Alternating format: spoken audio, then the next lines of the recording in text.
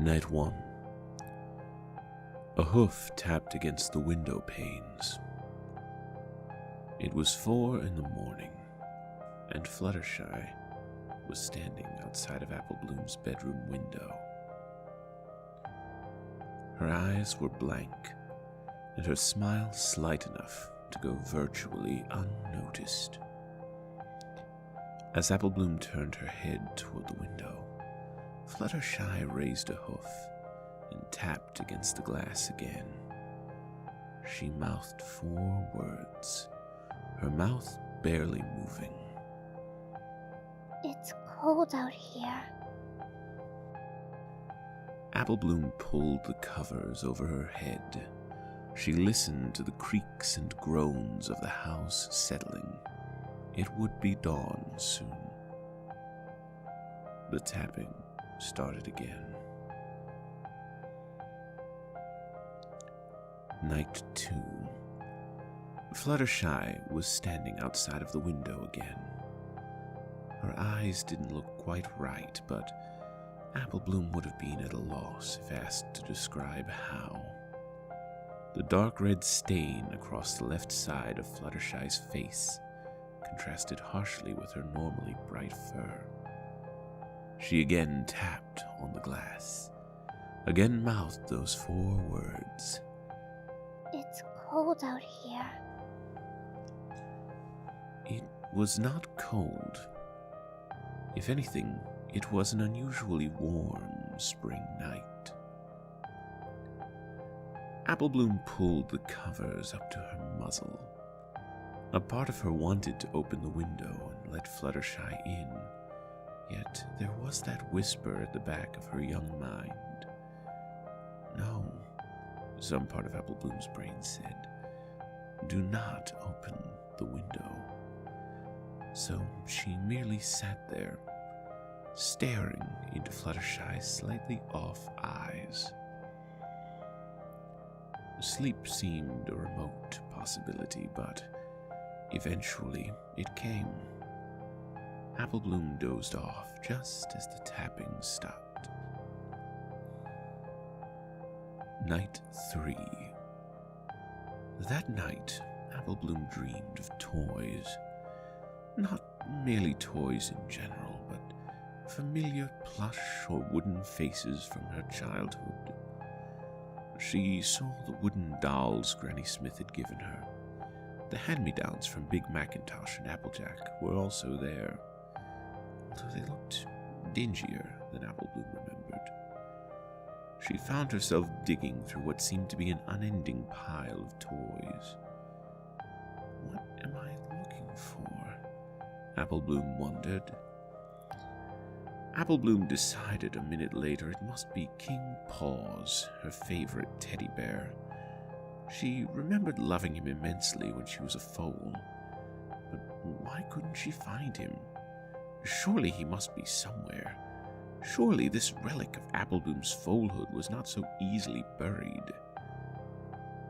But King Paws hadn't been buried, had he? He had gone missing. He had vanished from her life one spring night, and Apple Bloom had never been quite the same since.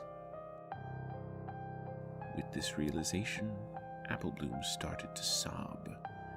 The rush of emotion yanked her out of her dream. Fluttershy was standing outside the window again. Clutched in her mouth was a tattered old teddy bear. Night 4. Apple Bloom slept in Applejack's bed that night. She made up some excuse about nightmares, horribly aware of how immature she sounded. But her big sister was more than willing to switch bedrooms for the night, and of course Apple Bloom could not tell her the real reason she was so distraught.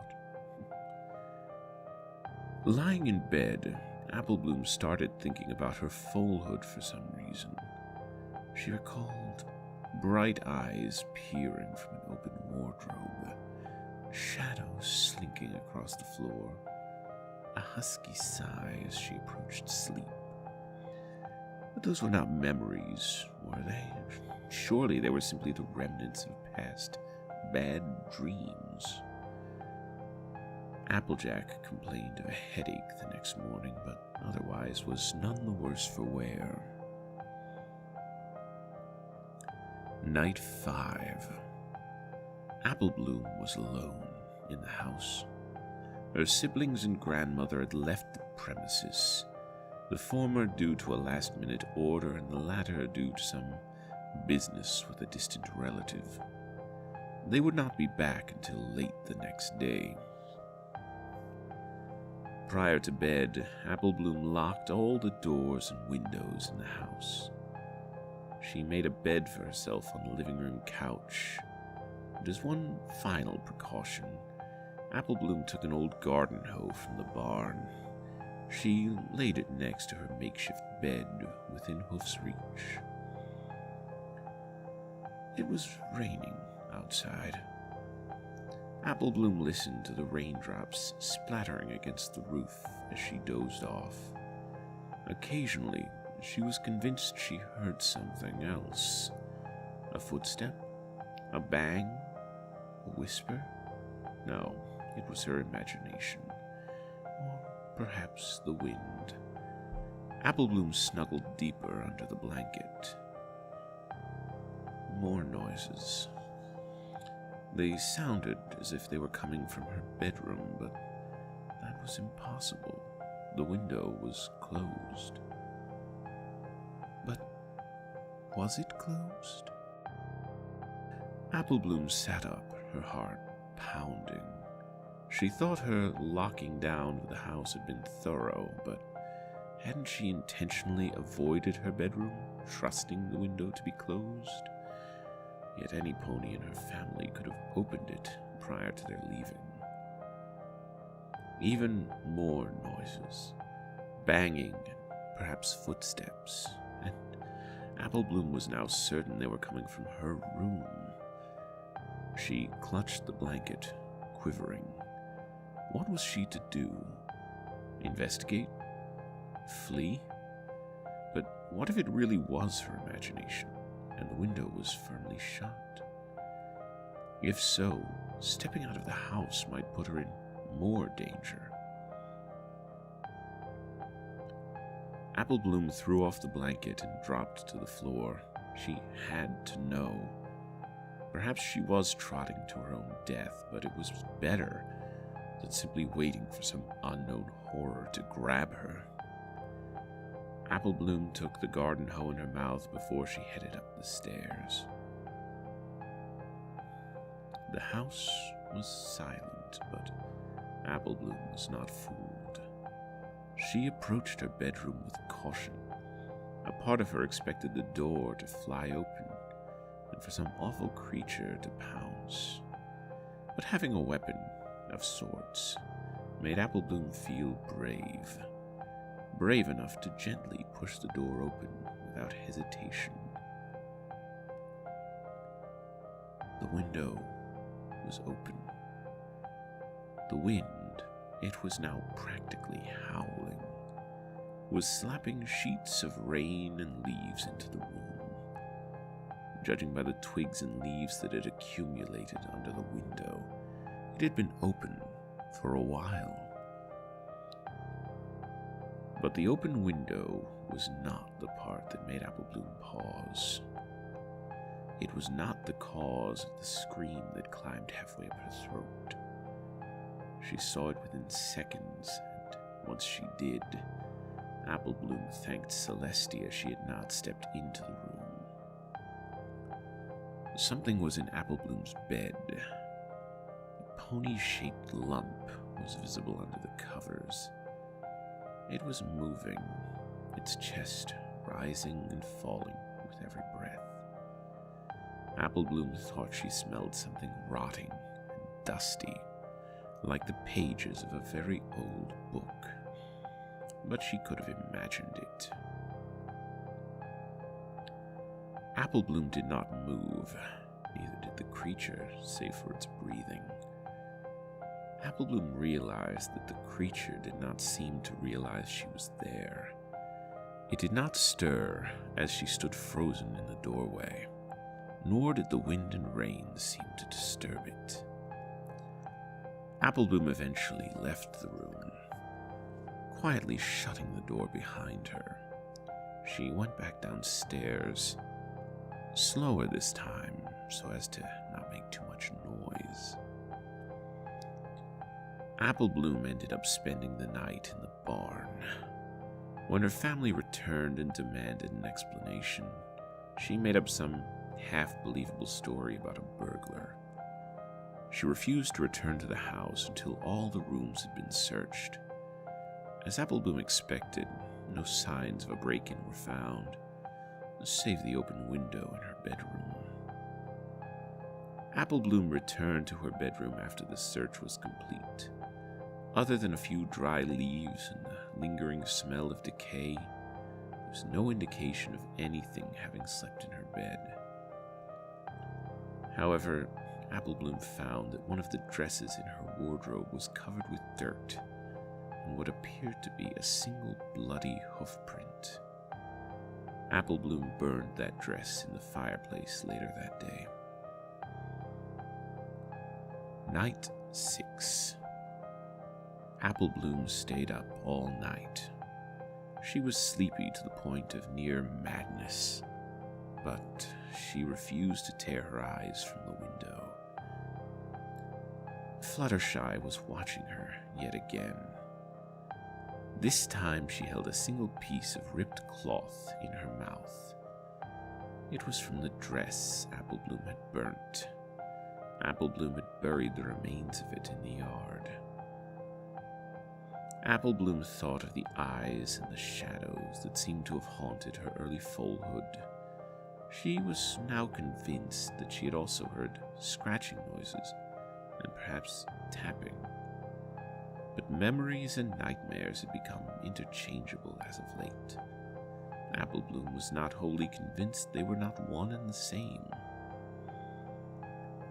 The two sat locked in what seemed to be a staring contest until morning came. As soon as Celestia's light poked its way through the clouds, Fluttershy turned and trotted away. Applebloom did not get up from her bed. It was minutes before she at last gave into slumber.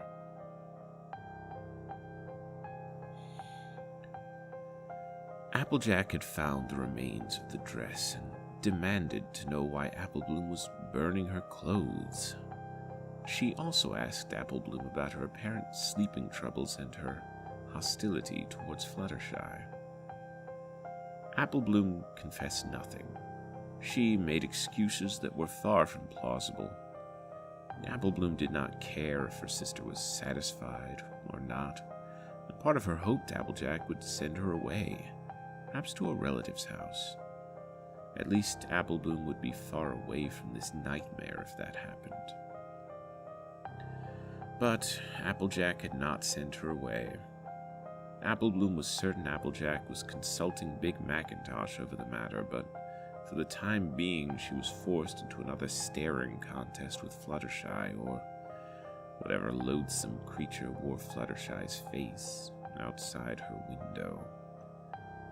Fluttershy pressed her hooves against the window.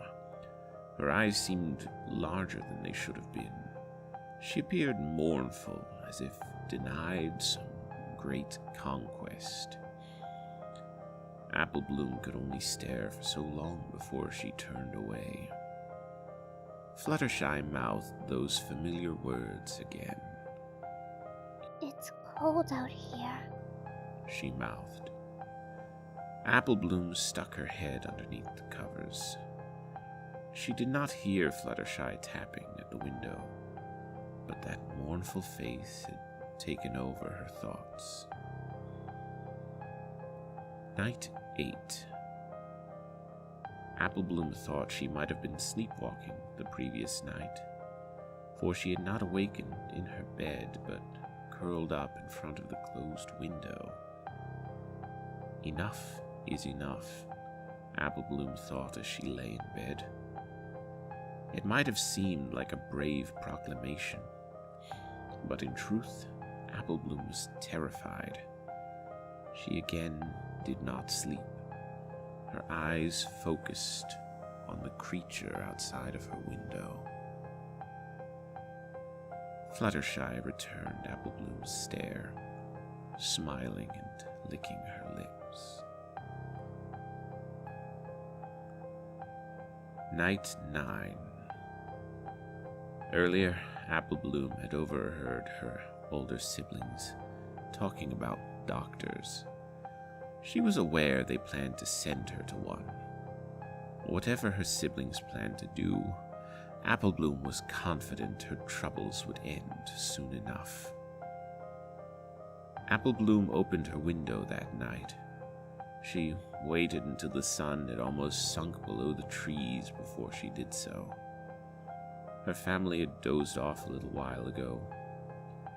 Confident that she was the only sleepless soul in the house, Apple Bloom left her bedroom and went downstairs.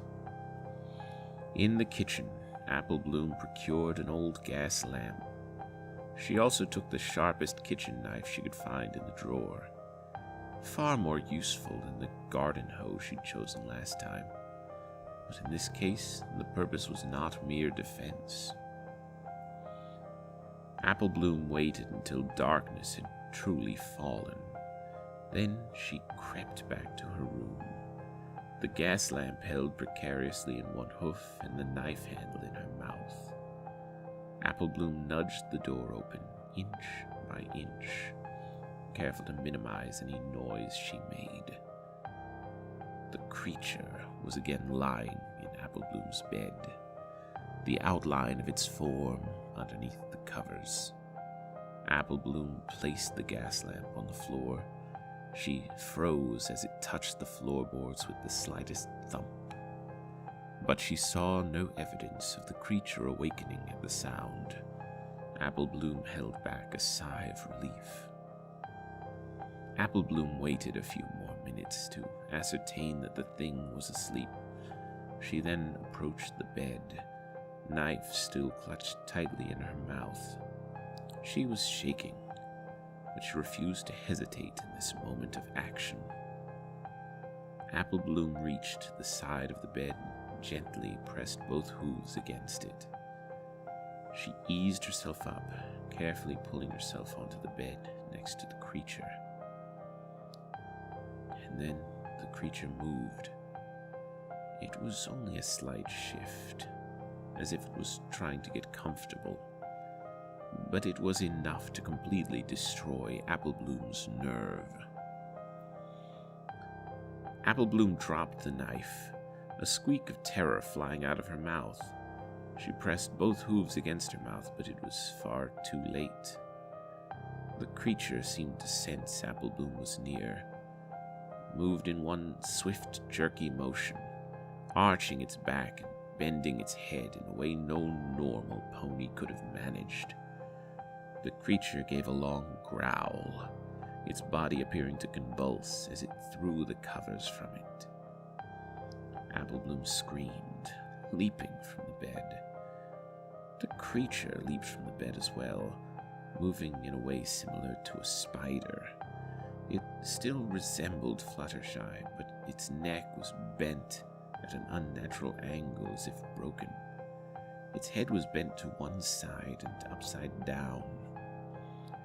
It regarded Apple Bloom with its upside-down grin, a grin extending far past what should have been possible. Its tongue hung limply from one side of its mouth like that of an excited dog. It was panting in eagerness. Applejack rushed into the room, a gas lamp in her hoof. What the hey is going on here? Applejack said breathlessly. But Apple Bloom could only whimper, pointing a hoof at the creature that now stood in silent triumph near the window. Applejack's eyes widened with bemusement and terror. What in tarnation? Applejack gasped. The creature moved its neck again, adjusting its head to a more normal position. Its face no longer even vaguely resembled Fluttershy. Instead, it had morphed into some twisted mockery of the shy pony's face. The mouth stretched even farther, the pupils smaller than pinpricks. It was breathing heavily, a tongue at least a foot long hanging from its gaping maw. Applejack tossed the gas lamp at the creature. It shattered on impact, setting the vile thing on fire. All at once, the creature's twisted face rearranged itself. It now became a more accurate representation of Fluttershy. The flames started to engulf it immediately. A scent not unlike that of sulfur rose as patches of fur hastily burned away. The creature objected loudly, alternating between screams eerily similar to those of Fluttershy and deep screeches not unlike that of a tortured bird. The fur and flesh burned away at an unnatural rate, the screams and screeches continuing long after they should have ended. The last to surrender to the inferno was the light pink mane. After a few moments, all that remained was a charred skeleton. Apple Bloom and Applejack did not speak to each other. Neither spoke a word of the incident, even after Applejack had buried the body in a secluded part of the farm. In fact, they both took the secret to their graves. Apple Bloom never again slept with her window open, even on particularly hot nights.